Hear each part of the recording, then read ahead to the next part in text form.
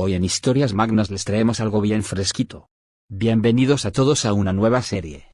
Hoy resulta que empezamos una nueva aventura en la que nos vamos a embarcar en recorrer con vosotros la historia del ser humano siglo por siglo, empezando por ello por el siglo I y acabando por el XXI.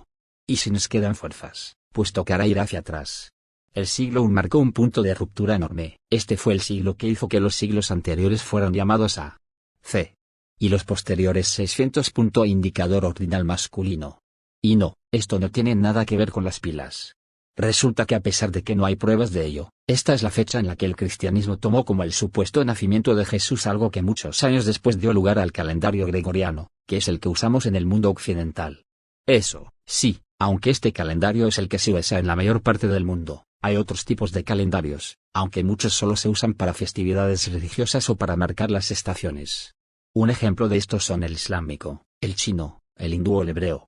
Pero bueno, volvamos a nuestro siglo I, porque Jesús de Nazaret no fue lo único relevante de estos 100 años.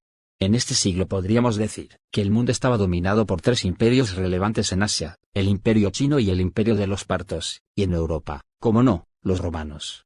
Por aquella época el resto del mundo ya estaba prácticamente civilizado, y aunque no había imperios de tan magnas extensiones, en otras partes del globo había reinos antiquísimos y poderosos, como el reino de Kush en Nubia, actualmente Sudán, en África, o grandes poblaciones precolombinas en América, como la ciudad de Teotihuacán o las poblaciones mayas, entre muchas otras.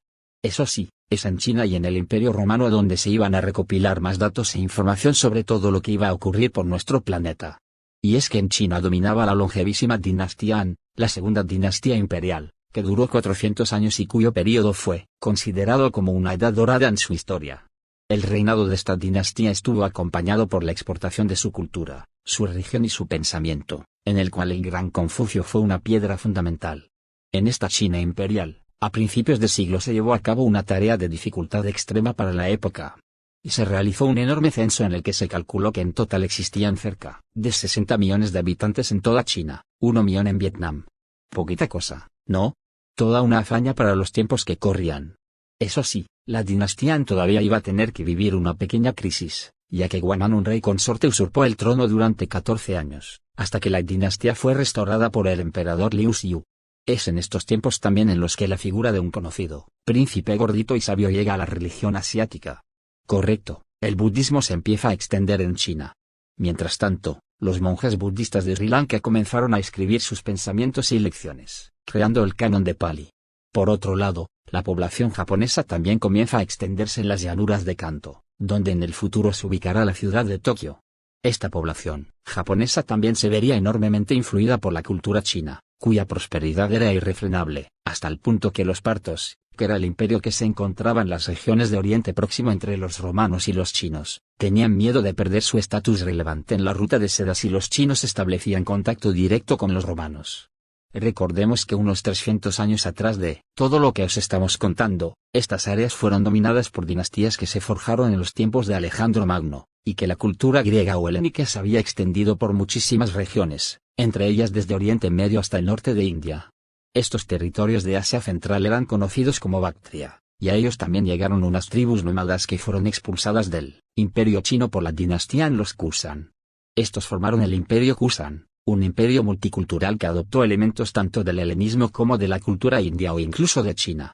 Vamos, que estos tíos le daban a todo. Pero sin ninguna duda, si hubo algún imperio que dominara el mundo en aquel momento, este era el Imperio Romano, que se había constituido como tal escasos años antes bajo la mano de Octavio Augusto, emperador que hasta el año 14 aún gobernaba. Bajo su mando, el imperio se consolidó enormemente, viviendo un período de relativa paz conocida como la Pax Romana, que permitió a los romanos una entrada apoteósica en el siglo I. Eso sí, el colega Augusto también fue responsable de una de las mayores pifiadas de la pérdida de 3 legiones luchando contra los germanos, en el bosque de Teutoburgo. Un drama.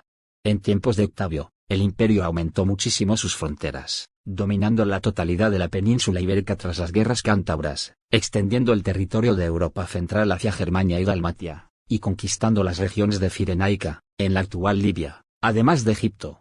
A la muerte de Octavio, el hijo de Livia, que era la esposa del emperador, fue el que siguió en el cargo.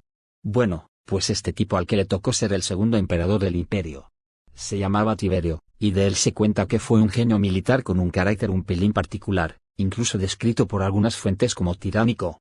Lo cierto es que estas fuentes tampoco parecen muy fiables, y a pesar de las malas lenguas y los cotilleos sobre él, el hombre fue capaz de consolidar lo que Augusto creó y dejó un enorme tesoro imperial en las arcas romanas.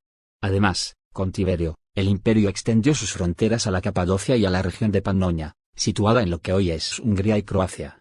Por cierto, en tiempos de Tiberio también se cree que fue cuando los romanos ajusticiaron a Jesús. Si quieres saber más, no olvides suscribirte, compartir y darle